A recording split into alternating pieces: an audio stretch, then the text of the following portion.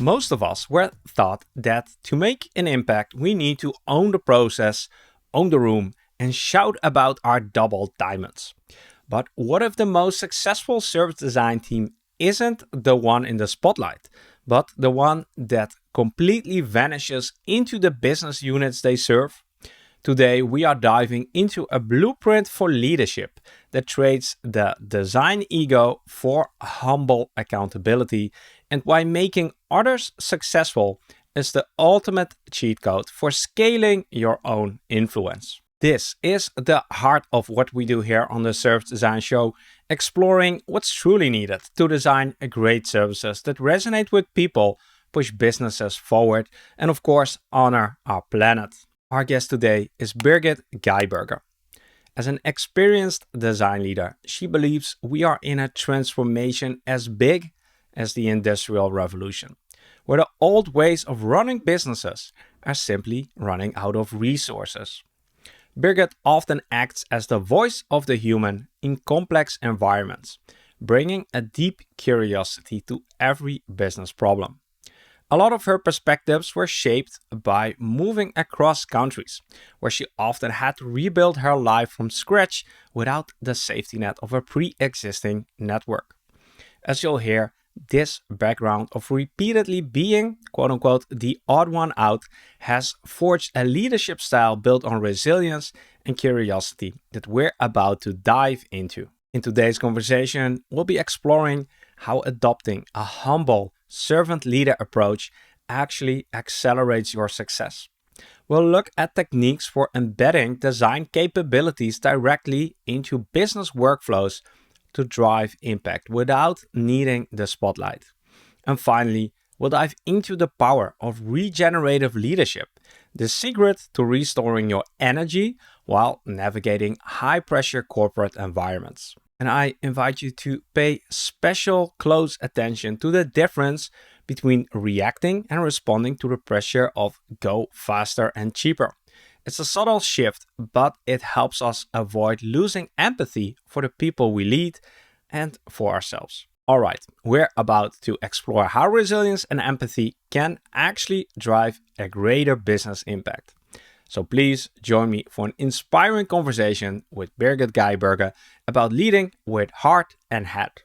I'll be back at the end of the episode to share my final closing reflections with you. My name is Mark Fontijn, and you're listening to the Service Design Show. Welcome to the show, Birgit. Thank you, Mark. I'm excited to be here. You're one of those people who I've met like years ago, somewhere on a terrace in Amsterdam, and we recently reconnected last year at the Beyond the Map conference. And now you're finally here on the podcast. Excited to have you. I'm so excited to have to be part of this. So thank you for inviting me.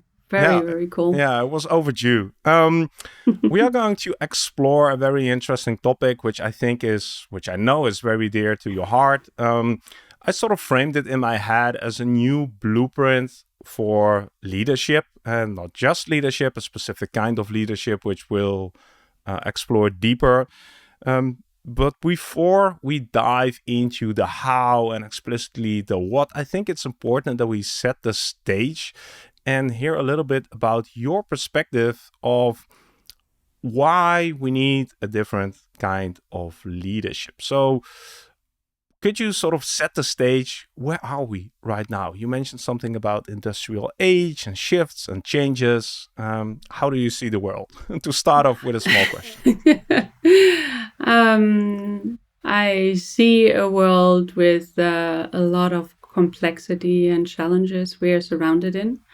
I see a world which one could compare to the time of the industrialization, where really everything we know is kind of going upside down with AI becoming, I mean, it's around for a long time, but becoming, taking on a different role in work and life of everyone, and with that shaping everything. We have sustainability challenges, actually all ESG challenges we are facing, and political challenges across the globe. And currently, also the bubbles we are all in, shaping some kind of we're talking to ourselves more. We are not more we are less open and less curious, because it's also quite scary the times and complex, and then we're rooting into what we know and going a bit into our shell. And I believe that we, especially nowadays, need to be very human-centered and very purpose-driven, and making sure that we stay inclusive and humble. I think it's undeniable that a lot of things are moving, changing, breaking, unfortunately, as well. This is something that has been going on for a while right now. I'm very curious to hear from you. Like, was there a specific moment that you felt, okay, we need to shift gears, we need to change things, and the old ways of leading, working aren't enough? Was there like a pivotal moment, or was this also a gradual shift within you? I think I always believed strongly in people and design, and I was learning and talking about human-centered leadership for at least the last 10, 15 plus years already, because I think this leadership is a privilege and a responsibility, and we are all working with humans. And so understanding that will also increase business impact. So for me, this goes hand in hand. But I think a big shift happened, of course, with the pandemic, which a lot of industries, a lot of companies have not recovered from, let alone a lot of humans. And we see that in children as well. I mean, we as different societies, we have not really did the trauma work from that time. Some people went through it pretty smoothly because they may have the circumstances which were enabling them to have a good time, more or less, in that. And for others, it was an extreme stress. And we as society have missed a bit the boat on coming together and supporting each other there. And now we're at the point of, oh, let's keep going back to where it was before. It was so amazing before, let's keep going.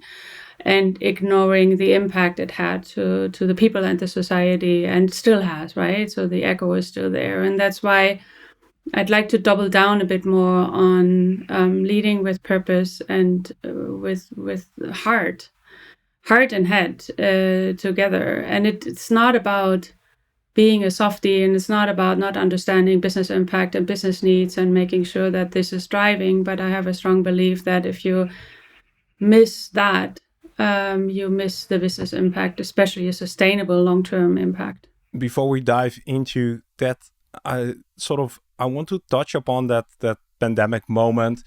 And you say we are trying to get back to how things were before. What is it that you feel we're trying to get to? What are you seeing? What I'm seeing is, while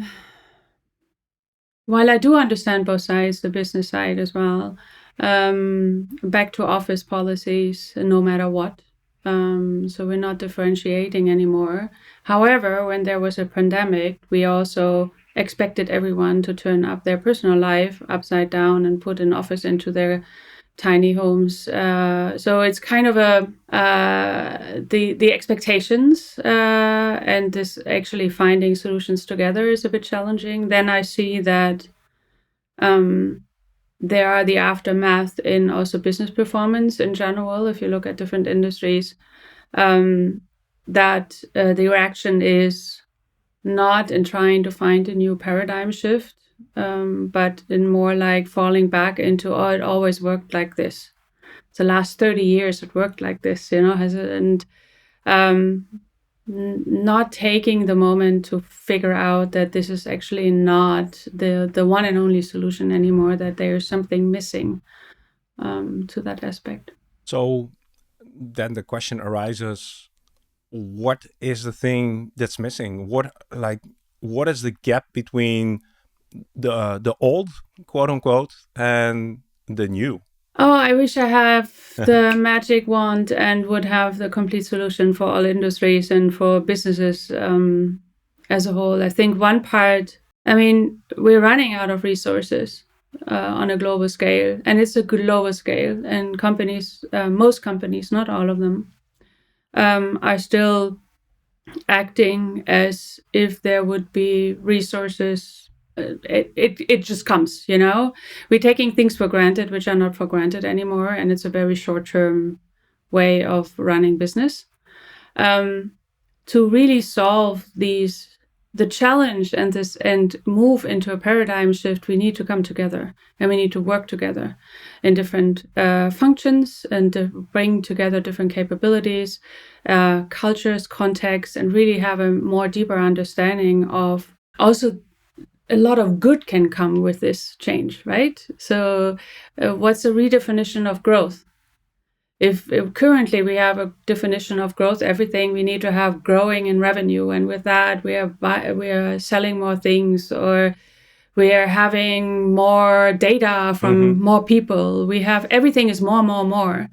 But quality and quantity, what's the balance here? And these critical questions, something that designers tend to do, putting these questions on the table. That's why we're also often not popular, because it's perceived to slow the train down versus understanding that we can actually redirect into a very successful path. So correct me if I'm wrong, but one of the things that I'm hearing you say is like the limits of economic growth, and that we have to define growth and success maybe in other terms. Is that correct? Yeah. Economic growth and also mental growth, like mental capacity, which is also going down right now with all the TikTok and with the way what we designed. We designed that stuff, right? The addiction, the way people, our children, are now having a capacity to utilize their brain. So all of these things, it needs to be a bit reflected on. Which is not a small task, because we have set up a school system, an educational system that is training people to think in a specific way and to think about what success looks like, what growth looks like, what achievement looks like. And you're basically saying we need to have a very serious reflection about that entire system. Correct? Yes. Yeah. Yes, I do. Yeah. And you've been on stage and talking about a topic which you titled Regenerative Leadership. How does that come into play into all of this? The regenerative leadership is, first of all, mainly directed to yourself, because there's a human in the leader as well. And that human needs also nurturing. And you can actually apply regenerative principles to how you lead yourself, that you need to regenerate, that you need to restore and revitalize yourself to be able to keep facing what's outside of your circle of influence, right? So the pressure the leaders have, the pressure we have from the markets, from the environment, from the war around the corner, from all of these things. If we as leaders don't cultivate a practice, what nature is doing so well in like finding always a moment to restore and readjust and grow and nurture themselves, I think that's something we as leaders need to also do. So saying no versus yes, and sometimes just like pull back and making sure that we are able to lead because people follow us. You're always observed, and if you're in a bad space because you're exhausted and you're overwhelmed, that has a big trickle down effect to the many. For some of us listening, not everybody might be familiar or have a very strong mental image of what regenerative means. What does it mean to you? How do you see that? How does it manifest in your day-to-day, maybe? My day-to-day, it really comes into understanding and checking in with myself. Where am I? What's good for me? What's not good for me? What gives me energy? What takes energy? How can I be grounded and positive? How can I, for everyone regenerating oneself and recovering and utilizing their own skills and strength comes differently for everyone. Some go marathon running every morning. Others are doing art. I go in a ceramic studio. I do a lot of art to get back in balance. Others are meditation, which I also do, but maybe not an hour a day. So everybody should find their own way. Others are playing with their children, and that's already it. So everything, but you need to find what works for you, what gives you energy, what clears your head and keeps you grounded, and so you can keep leading with hope. Let's bring this point even more home. And maybe we can do that by looking into what is the opposite of regenerative leadership, which might actually be the kind of leadership that we see most around us. How would you describe that? Like, what's the opposite of regenerative leadership? It's this go, go, go, go, go. So there's this. There are these studies that the higher you get up in leadership, the less empathy you have. And it's a very high number. Don't have it on top of my head, but it's a very high number. And one of the enemies for leadership, for empathy, is time constraint and stress. And so that's where then the higher you go up and the more complex environment you're leading in, and the ask you as a leader or is put on you at that moment is increasing. That means you have less time and you have a lot of stress, and that leads to empathy goes down, and the empathy goes down to potentially your team and the people you are leading, but it also goes down to yourself. And you can see it in the increasing number of burnouts. And this is where one keeps going without realizing where oneself is at that moment in time, and without taking the break. So if you're thinking of sports, you always need recovery days. If you're training for a marathon, you need recovery days, and you need strength training, which is different than the running. So you need different things to achieve that marathon. And for leadership, it's a similar thing. You need different capabilities and different rituals for yourself to be successful in that marathon. I hear you. The sports analogy makes a lot of sense, and I think most of us will be able to relate to that. You've had and you have a very long career in the corporate environment, and everybody like us who's listening and is in a corporate environment will see the tension that recovery isn't usually part of the corporate philosophy, right? So I'm curious, like, how have you dealt with the tension, or how have you seen the people around you deal with it, this tension of, sure, I want to be more grounded, I want to be more restful, I want to be more empathic, but if 90% of the folks around me just keep running, like, I feel I cannot stay behind. Like, it feels like that there's a real tension there. Yeah, and the interesting thing is define staying behind. And that's, I think intent comes into play here a lot. And the skill to learn what to not pay attention to, and where to say no to. And it's a journey, yeah? I cannot say that I completely mastered it. It's a journey.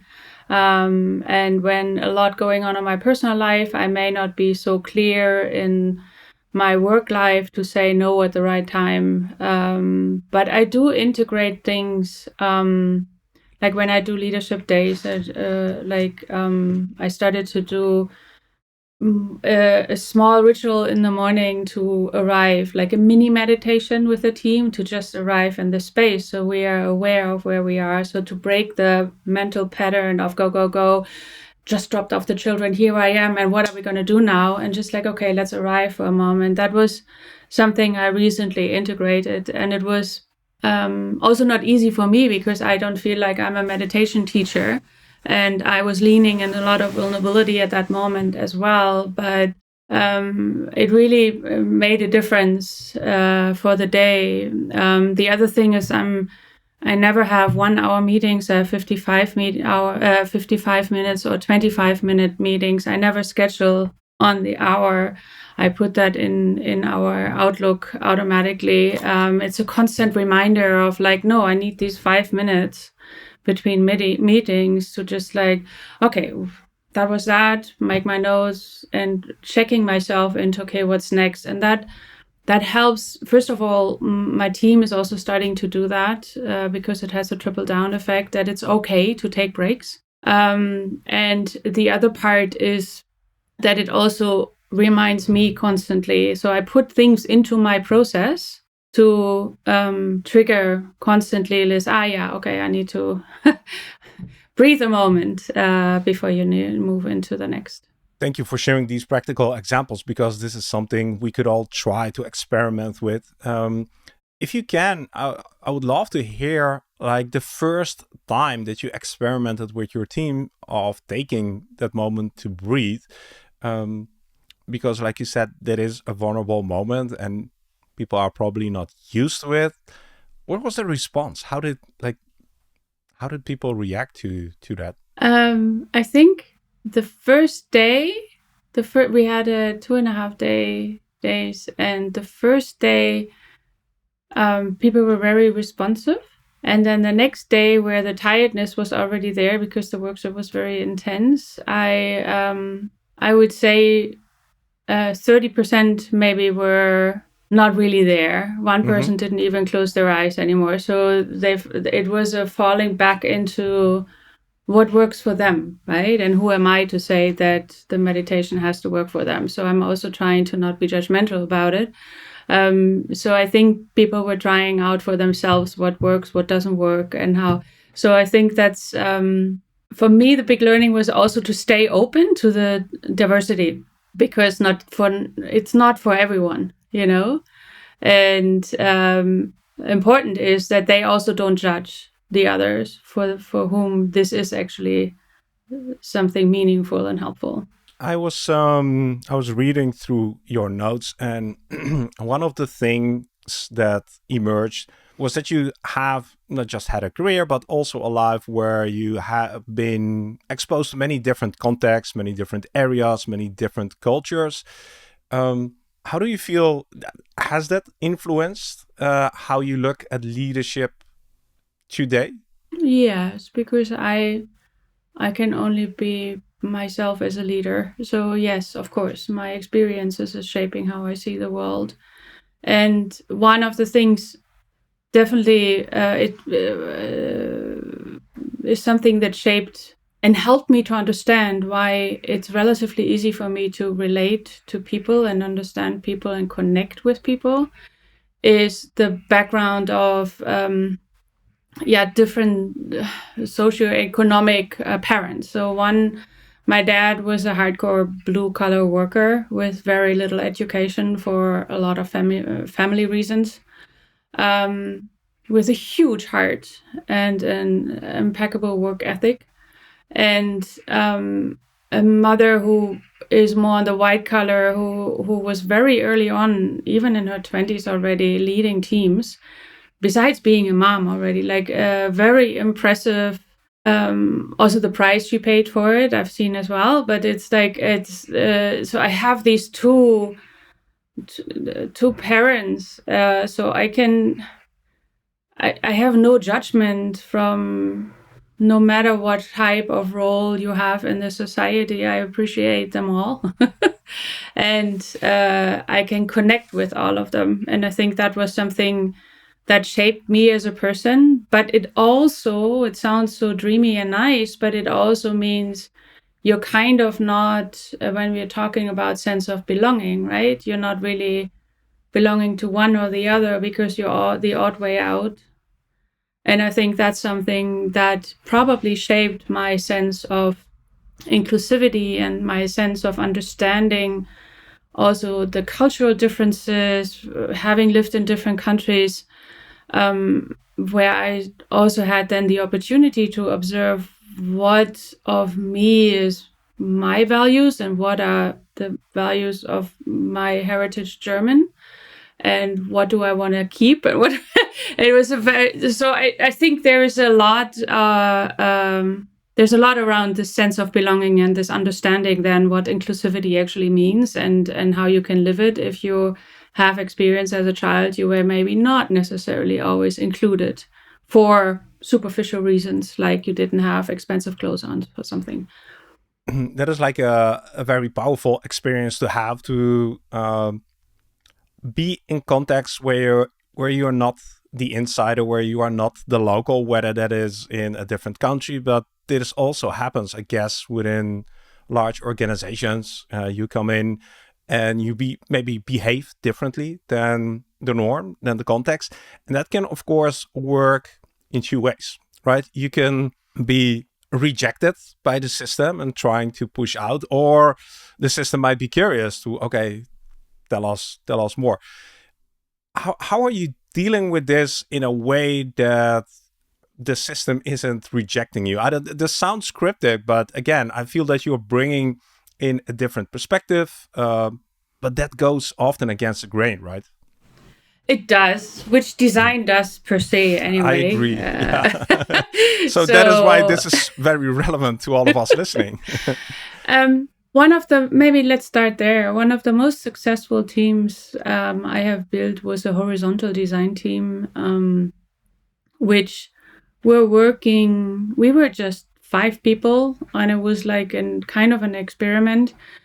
And the experiment was having a few designers and a researcher and really working with different business units by launching experiences.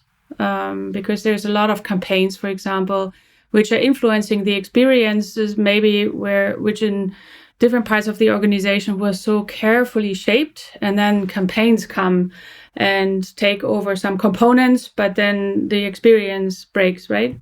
And having observed that, we built this little team, and the big success there was that we didn't go into the business units or activation teams and told them, hey, you need to change your process, and this is how, and this is why.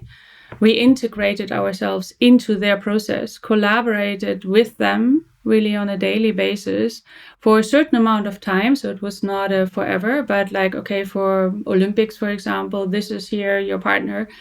And we did research. So the designer was working with the team in the business units and activation, and from wireframing and shaping the experience and the components. And by doing so, learning what's important for the business units or what their pain points are.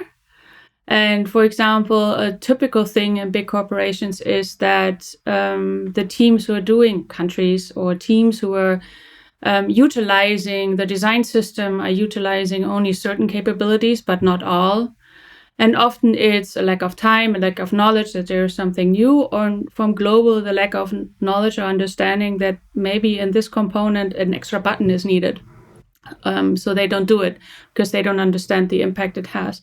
And so by having someone from the global product team integrated into that team, we could utilize not only the learnings from the business unit, and bring that into the design system, but also and adjust therefore the components, but also helping the business units to understand what actually are new capabilities they could utilize.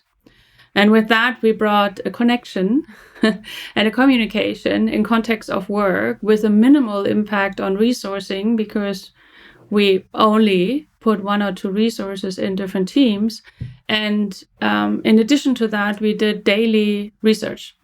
So the moment a campaign went live, we instantly had a research, quantitative as well as qualitative, and integrated the learnings into the next campaign for the next day.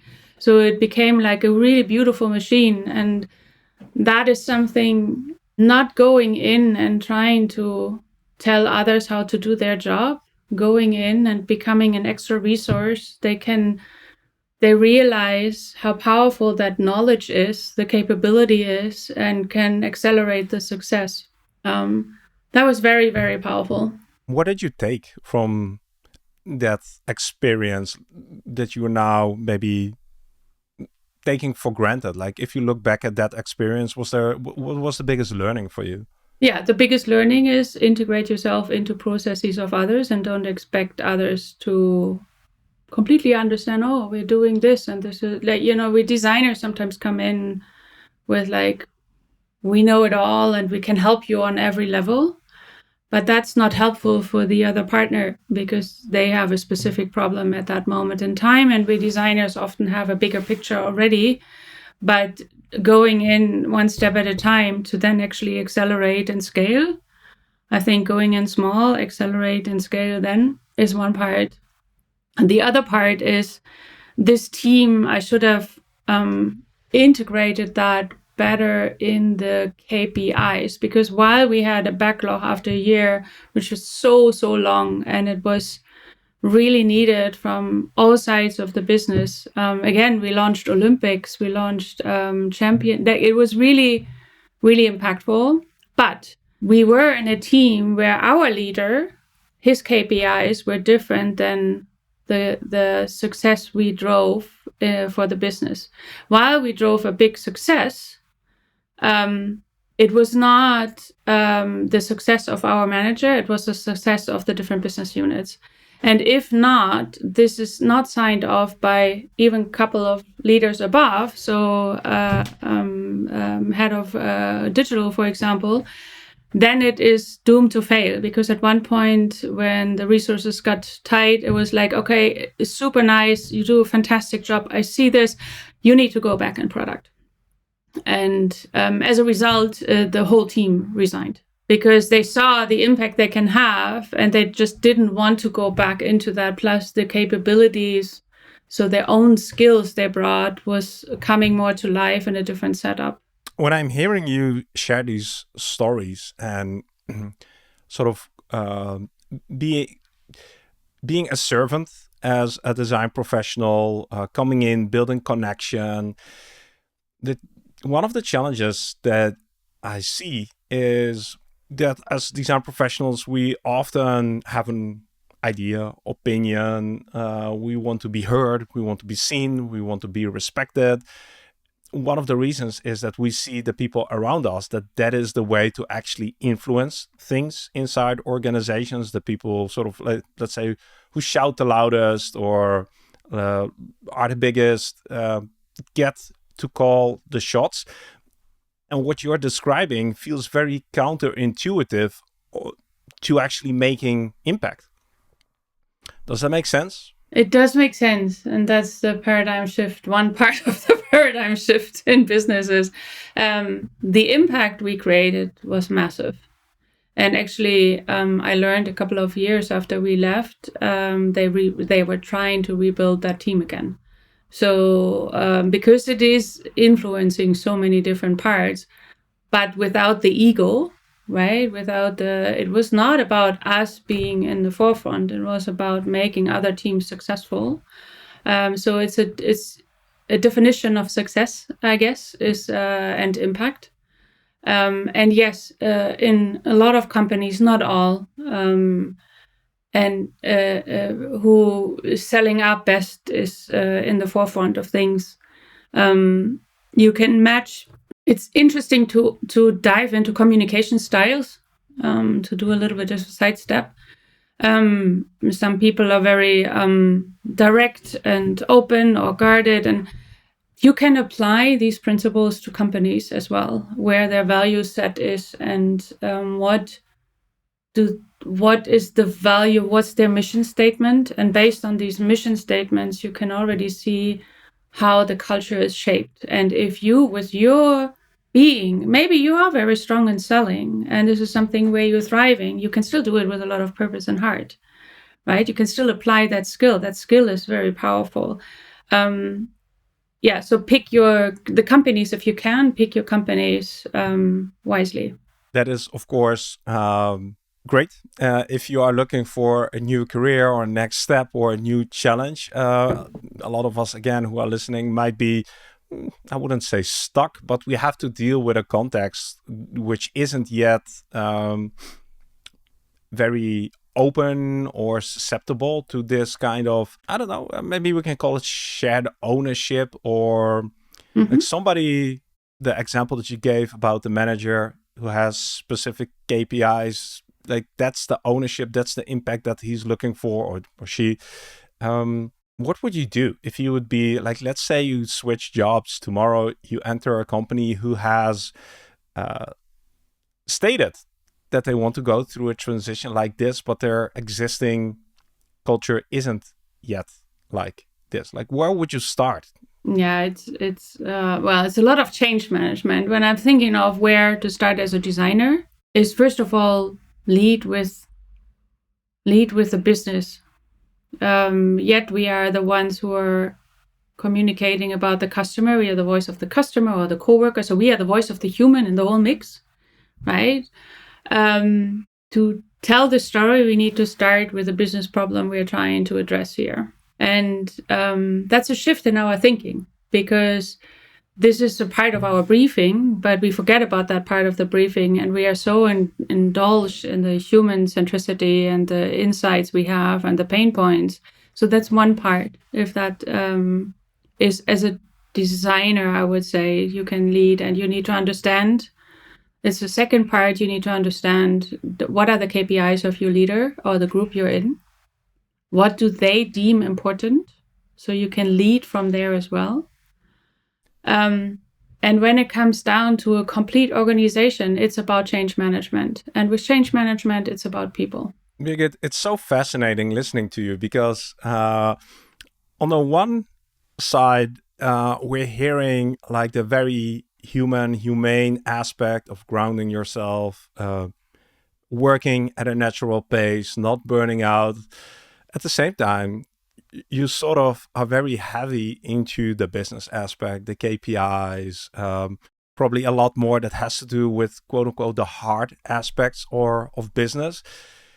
How do you marry these two things? Because they feel like, I don't know if it's a paradox, but there is at least a very strong tension. Yes, and first of all, it's the context I'm living in, at least as a leader in design.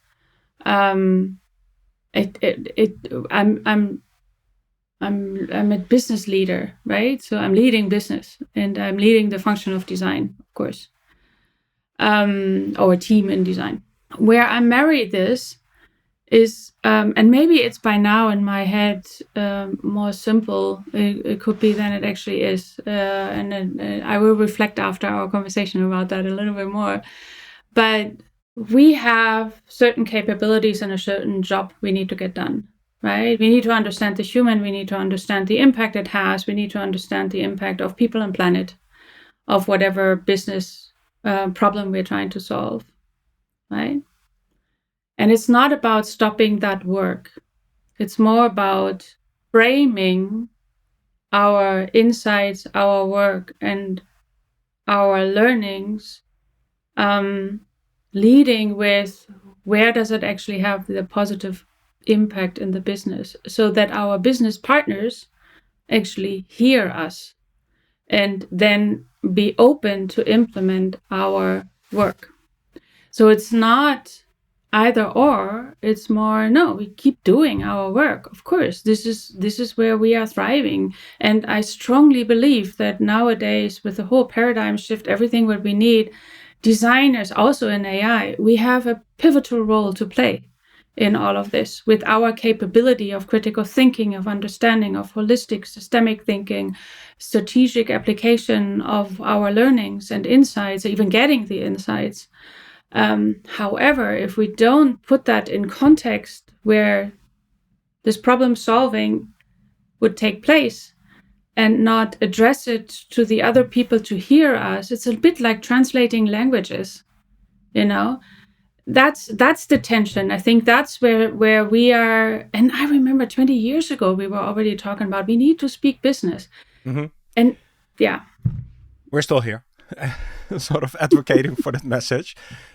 Although I feel we are definitely getting better at this.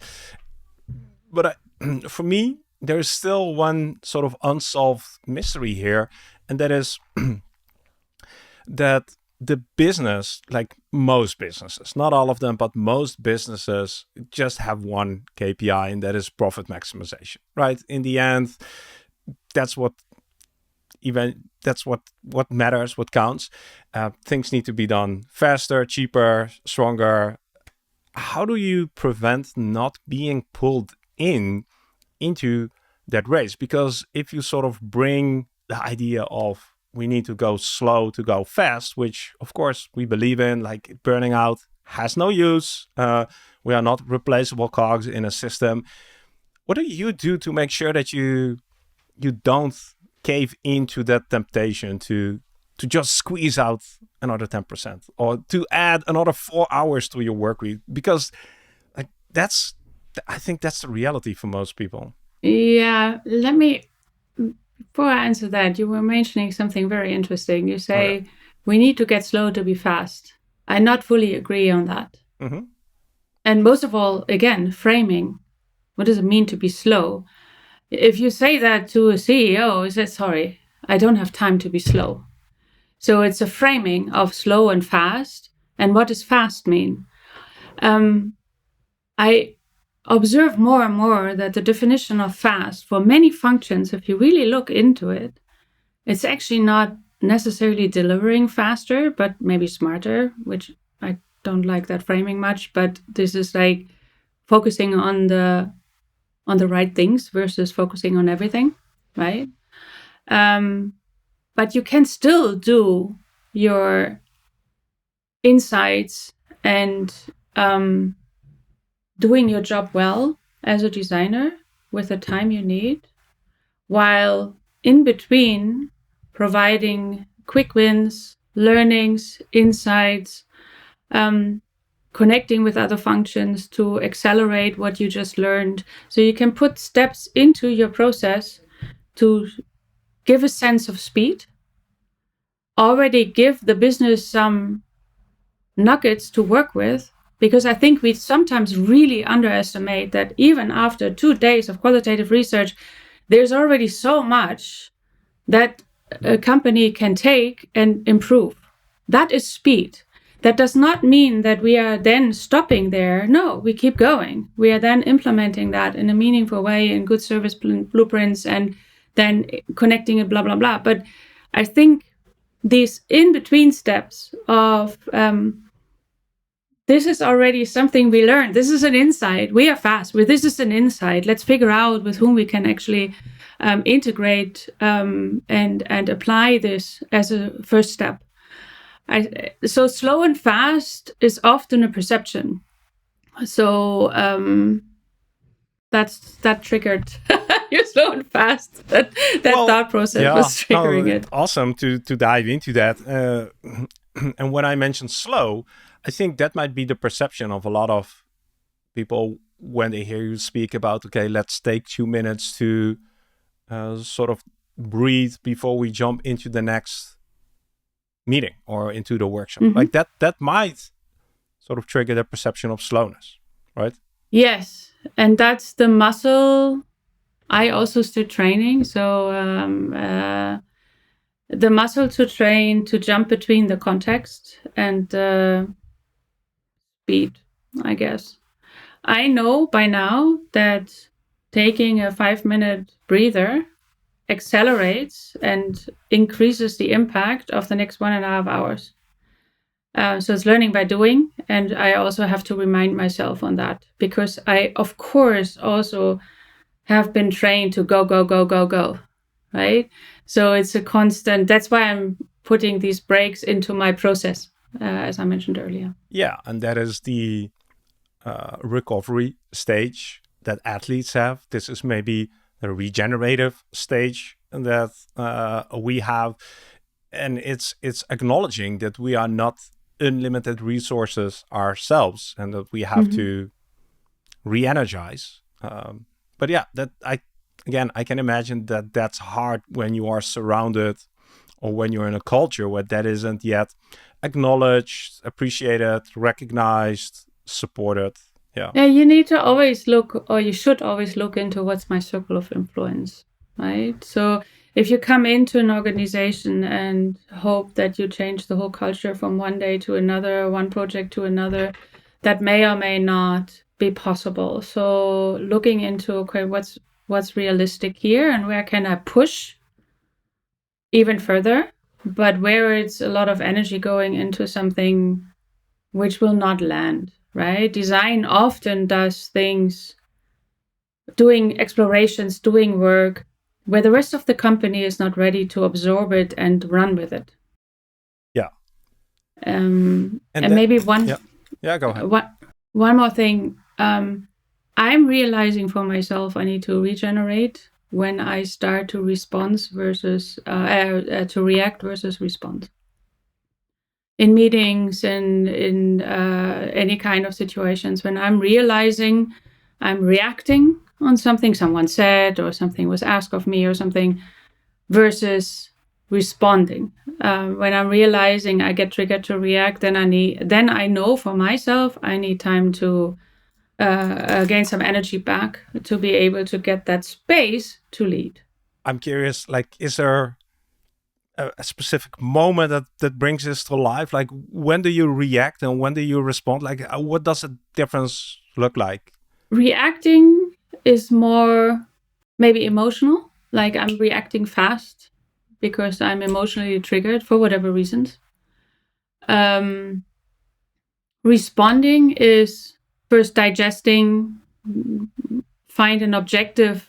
I still may or may not agree, but maybe leaning in with more curiosity, having the space to understand better versus already having an assumption I run with. I'm pretty good by now in catching myself on this. Doesn't always work, but at least I'm realizing, oh, I'm doing this, and then and then I can shift gears. But I think the moment the curiosity and this leaning in and being really interested, why is this, make it up now, business partner is now asking this when I just said the learnings are this, right? It would be a typical designer moment, right? We just presented some insights and it completely doesn't land. And versus the curiosity, why and what doesn't land, and people may be then taken back and shut down or something. Yeah. I don't know if you take this for granted, but this does require a certain level of self-awareness, self-knowledge, being in tune with yourself, being in the moment, being mindful in the moment. That is not something, again, that is considered to be part of professional work yet, or not as widespread as we may hope. And that is, I guess, the journey that you are also on to advocate for these kind of things, correct? Yes. And that's where regenerative leadership, that's why the label of regenerative came into play, because that's exactly that. Like, even reflecting on what is that regenerative anyway would be one part. Yeah. And the other thing that you said, which triggered me again, was sometimes we feel that we are maybe on a crusade to explain things, to get people on our side. But the things that you're describing, and you can do this for yourself. So what I'm hinting at is you don't have to explain to people why you take 5 minutes to sort of check in with yourself before a meeting. If this works for you, and if you end up being more productive, being more impactful, working better, the results will eventually inspire people to look at you to see what you're doing, right? So instead of evangelizing at the start, prove that this works through result. And I feel that has happened for you. I see you smiling. Do you recognize that? Yes, I recognize that. And I'm also having a lot of conversation with the leaders in my team around these things, and see how they are responding and how they are navigating that. And some take it in, some don't. And that's their leadership. That's all right.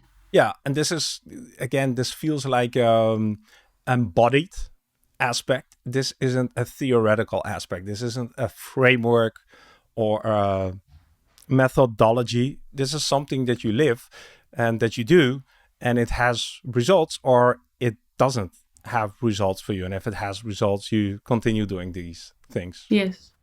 Yes. So, like you mentioned, these are interesting times, to say the least. Things are moving, changing, which brings opportunities, but also, like you said, people want to hold on to the past, don't change, they are scared. What do you do to stay hopeful, stay optimistic, stay positive with all the turbulence going on around you? I'm educating myself quite a bit, doing additional courses, classes, read a lot of books and podcasts, and just trying to make sense of the complexity and just create a system in my head to understand also where could I influence. So that's one part. The other part is leaning into community. I'm part of the Inclusive AI Lab at the Utrecht University, for example. There's so many fantastic humans there. It's combining academia, industry, and policymakers together. So every conversation is so insightful. I'm like, oh, I had no idea, and seeing where I can add value, where I can help move the needle a bit. And I do strongly believe that is our impediment to stay hopeful. Like, we need to be hopeful. If you're looking at humans in India, Africa, and the global south, right? They don't have food. They don't, like, the problems we have. It's a very different level. They get up every morning with hope, and they're driving change through hope.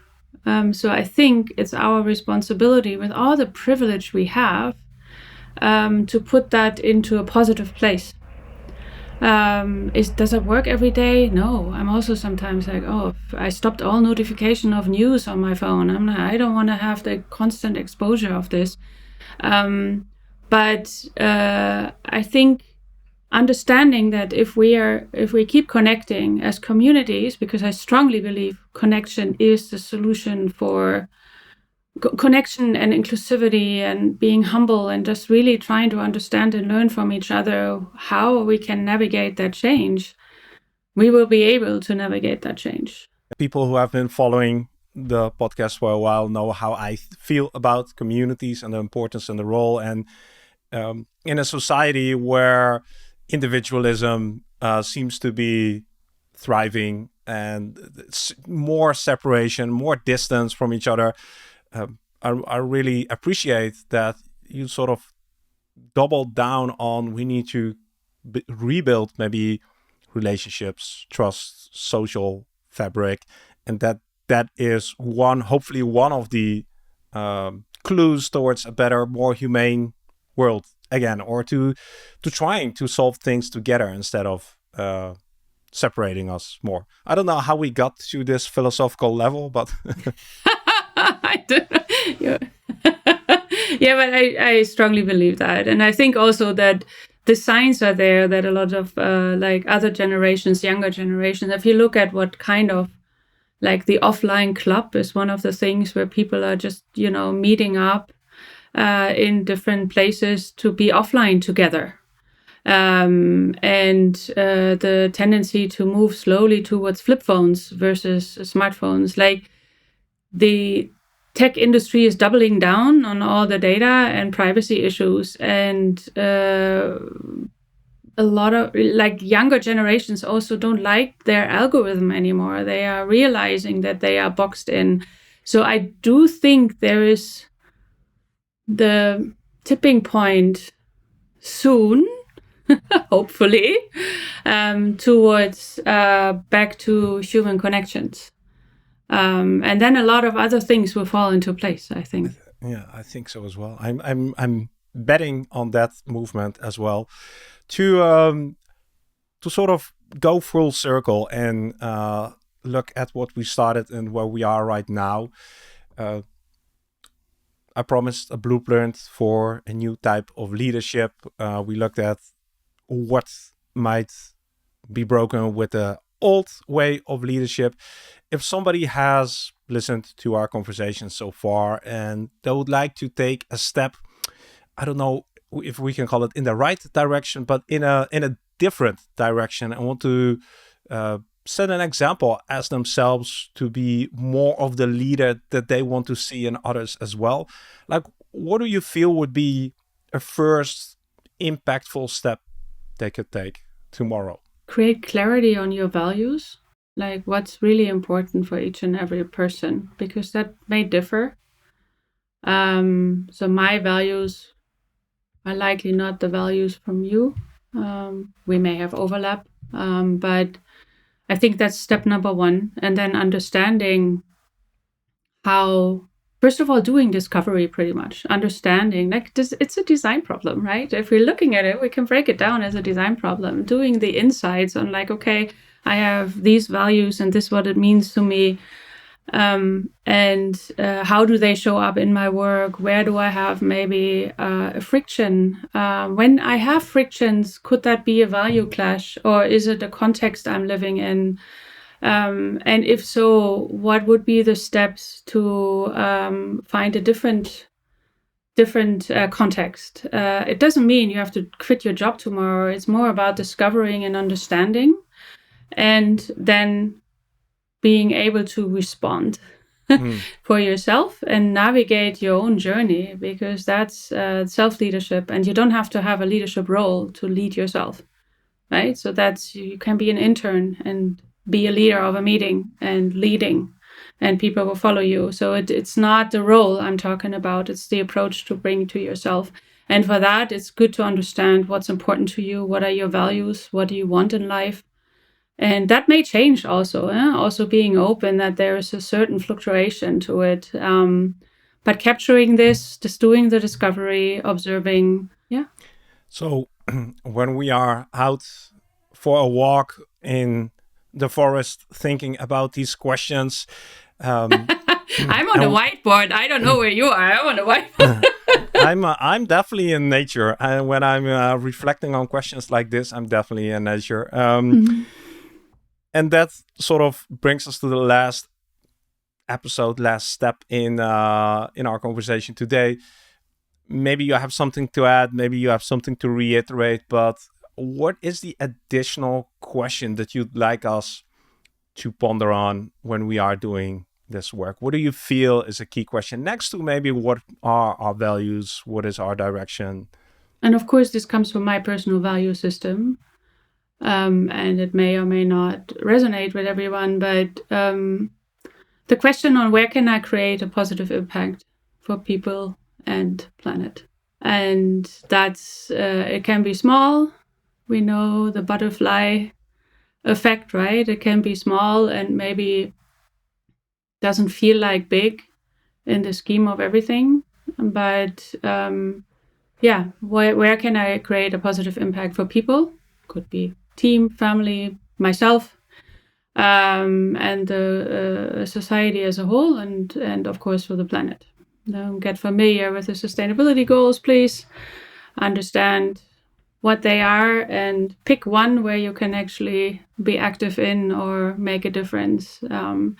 If we all do this, even 1 hour a week, the tipping point will be there very fast. Very fast, I agree.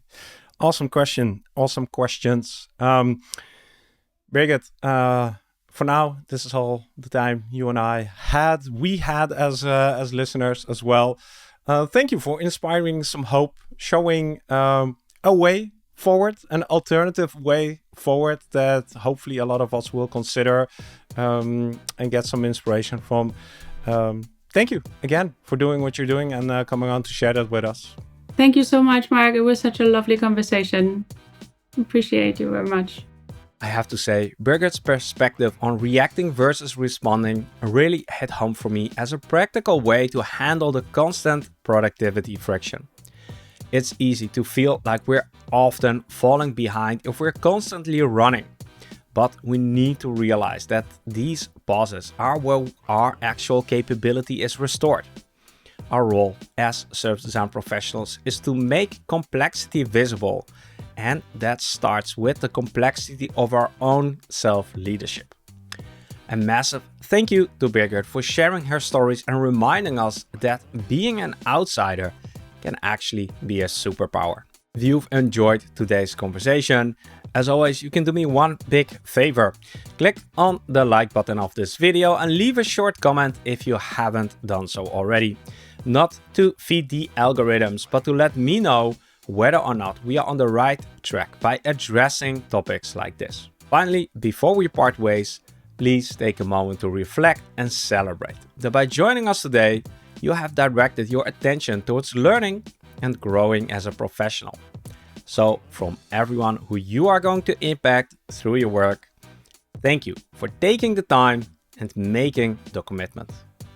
My name is Mark Fontijn, and I look forward to having you with us again for a new conversation on the Service Design Show. Take care and see you soon.